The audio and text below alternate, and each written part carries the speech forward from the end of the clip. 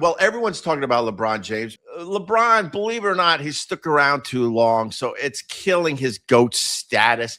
If he would have retired a few years ago with 4 championships, I think the GOAT conversation is worth having. But at this point, shut your mouth. LeBron James is not the GOAT. It's as simple as that. Michael Jordan went to 6 championship finals, won all 6 of them.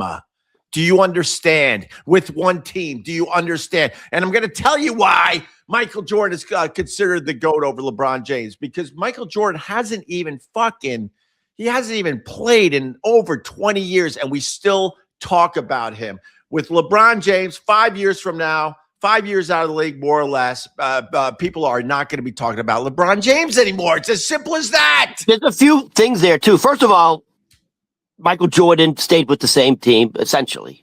Not only did he win 6 titles in a row, 6 finals MVPs in a row. Yeah, it's ridiculous. That's massive. And I said it yesterday. I got to say it again. It's so impressive. After 3 in a row, the guy left. Yes. And fucking played baseball. Yes. Then came back. Yes. And didn't have like a losing season. Right. He came back and did 3 more. Right. You know who should be considered the greatest basketball player of all time, but time took him out? Bill Russell. Bill Russell won 11 championships. There shouldn't even be a discussion. But the problem with time, as time goes on, you fade away as far as people remembering how great you were. But 20 years later, they still remember how great Michael Jordan was. That's the point today. You said yesterday, yeah, LeBron James wouldn't even be in the top 5 of the Lakers. I mean, that makes sense. He wasn't a Laker that long, but he was, dude. They won a championship during the shutdown. That's already 6 years ago. So LeBron was a Laker for what, 7, 8 years? I think. Okay. Oh, he's been a Laker long enough. By the way, he's still not top 5. Do you have a top 5 of the Lakers? I would go Magic Johnson, Kobe Bryant, Shaq, Kareem Abdul-Jabbar, and then you might have to put the logo in there, right? I don't have Shaq in there. What? I don't have Shaq, and Shaq doesn't make the top. No way. Of the greatest Lakers of all time? I don't like the Shaq. I think he's insanely overrated as far as a TV host goes, but you can't deny how great he was on the Lakers. We're talking about the Lakers. I understand. That's the point. That's how star-powered they were. Right. This is my list for the Lakers. Do you got Wilt Chamberlain on there? Hold on.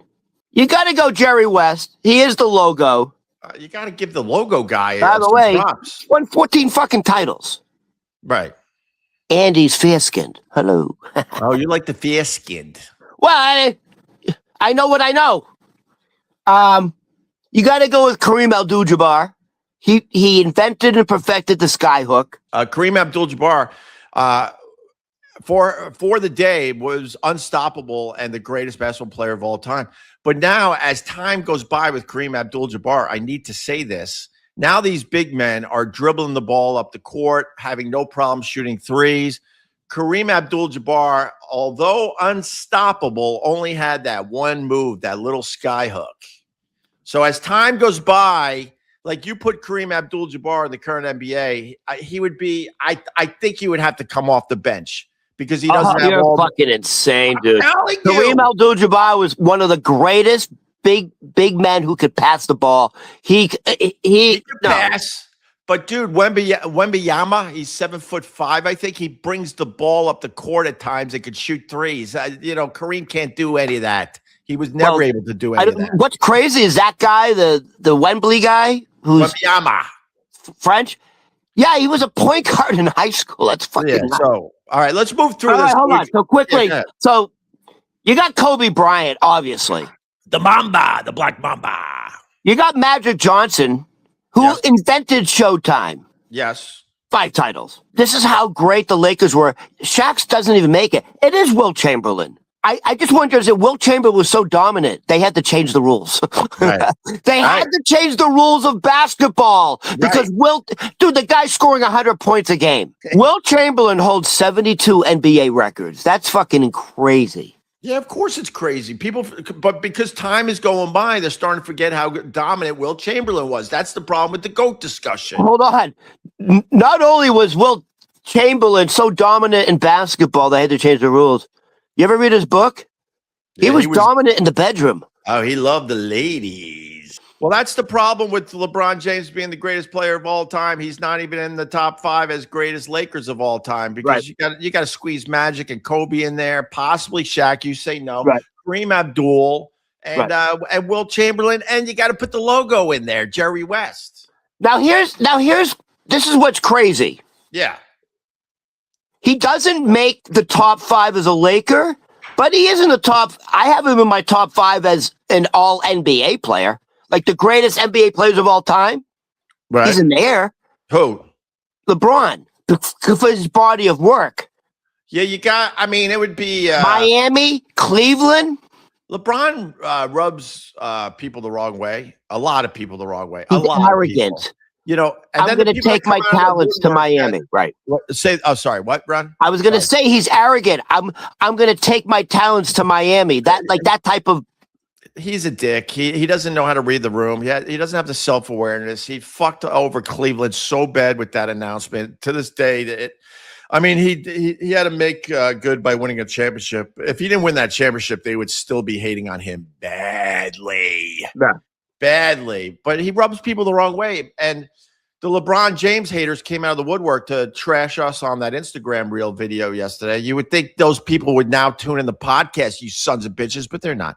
And they think it's racist. 2 white guys attacking LeBron. No, I don't even have a white guy in my top 5 NBA players of all time. I do.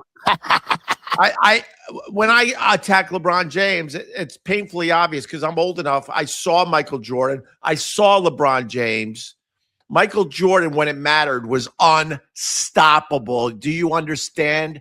That's the difference. He was unstoppable. Michael Jordan had a serial killer mentality. LeBron James was kind of, for the first half of his career, tentative. He was tentative. I mean, but good for LeBron. Longevity. That's great. He'll have all the records. Wonderful. And he's not retiring. But he does have it. By the way, yes, because he's been in the league so long, he has the scoring title. He has more points than anybody in NBA history. That says something. Well, that's what Kareem had because Kareem was able to last a long time. All right, let's wait. Just quickly. Let's move. I want to move on. But what is your top 5 for all NBA? Well, I assume it's Michael number 1. Without a doubt, it's not even close. Although I want to acknowledge Bill Russell. He won 11 rings with the Celtics. But the problem is no one is alive that ever saw him actually play, or very few people. Can I say how impressive that is? I want to add something to that. Yeah. Bill Russell won 11 titles in 13 years. It's crazy. In 13 years, dude. It's crazy. It's absolutely crazy. In 13 years, he won I used to have Kareem Abdul-Jabbar in my top 5. The problem with the top 5 list, it's fluid. It's fluid. And I think Kareem Abdul-Jabbar didn't have enough skills to continue being in the top 5 NBA players of all time. When you see these 7-foot centers doing all sorts of other shit, it's hard to put Kareem Abdul-Jabbar in the top 5 at this point. I'm sorry, it is. Who's your top 5? I'll go Michael Jordan. It pains me, but, you got to acknowledge LeBron, so he's in there. I'll go Bill Russell. I'll go. Honestly, I kind of want to put Kobe in the top 5, believe it or not.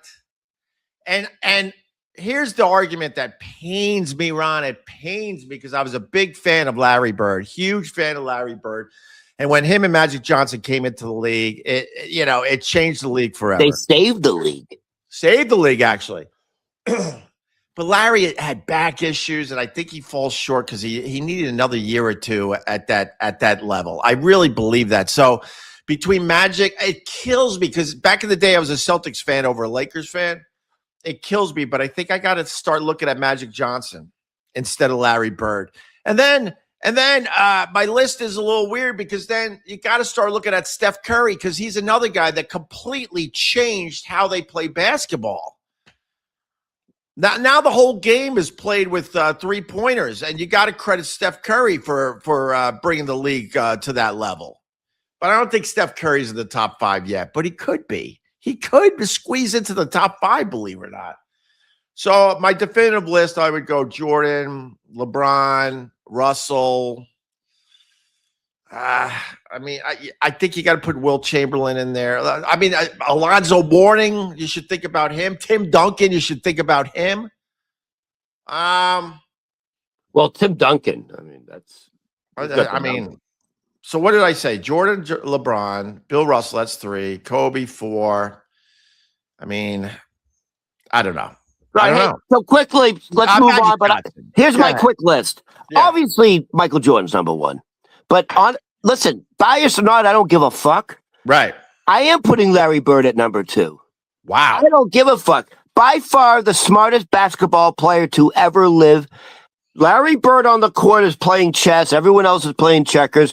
He's already 3 or 4 moves ahead of you. By far the greatest passer of all time. No. By far the greatest 3-point player of all time. Nope. What? Passer? Nope. My hero, Johnson was a good hero, Pete Maravich, who I don't even acknowledge as one of the greatest players of all time because his career was cut short by injuries, was insanely good at passing, insanely good at shooting. It was almost like a Harlem Globetrotter. Yeah. He was way ahead of everybody else on that court, but the problem with him was he got crushed by injuries. Crushed. So I can't put him in any list, unfortunately. Listen, there's other factors that make you one of the greatest. Right.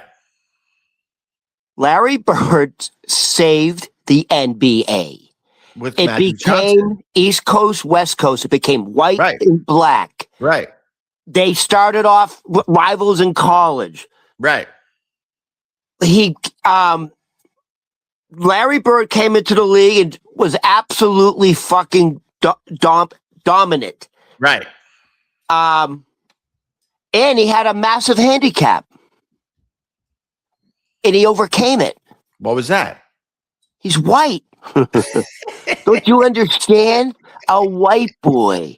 And by the way, a white boy who was the greatest trash talker in the NBA. Oh, yeah. How about that? How about adding that to his resume? Everyone said the greatest trash talker in NBA history was Larry Bird. That has to matter. Look up Larry Bird trash talking videos. They're a lot of fun to check out. All right. Move on with your list. You got Larry Bird. Who else? So it's Michael Jordan, Larry Bird. I do have Bill Russell at 11 titles and 13 seasons. Kareem Abdul-Jabbar and LeBron James, number 5. He is the scoring leader, whatever. It's a good list. It's a good list. Fine. It's a good list. But, it's fluid. It really is fluid. And the problem is LeBron James probably would have been considered the greatest basketball player of all time if he won another title and honestly tapped out before the decline that is happening in his skills. The Lakers are excited because now they're sitting around going, oh, thank God we don't have to deal with Bronny anymore. Bronny wasn't ready for it's another reason why people don't like LeBron James. His son was not ready for the NBA, and he forced that on the Lakers.